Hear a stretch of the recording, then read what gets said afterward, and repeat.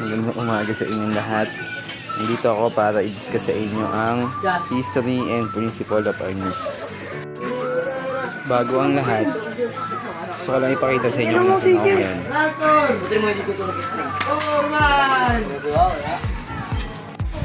Ang kasaysayan ng Arnis.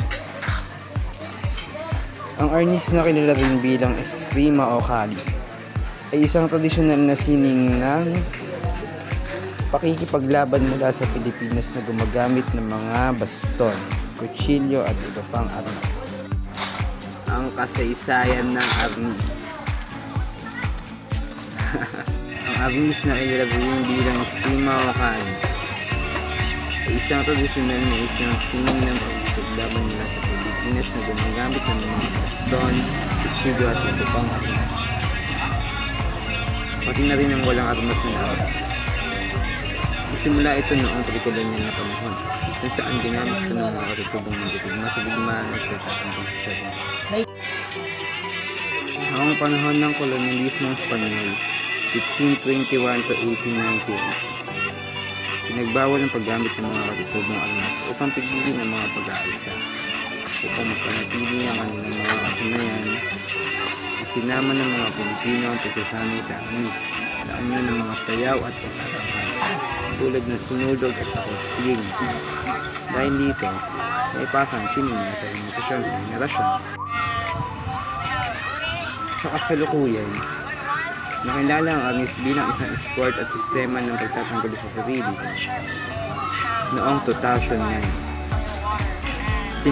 itinakda ito bilang pambansang sining at sport ng Pilipinas sa ilalim ng Republic Act 9850. Ngayon, kilala ito sa buong mundo at pinagsama sa bagong panahon.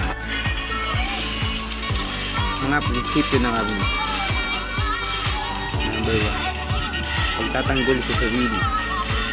Tinuturo ng Arnis sa mga practical na paraan ng pagtatanggol dapat sa mga kalaban na may armas sa wala. Number 2. Kahusayan.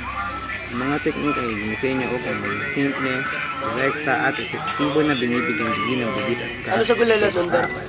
At yun, dumako na tayo sa pangatlo. Pag-aangkop.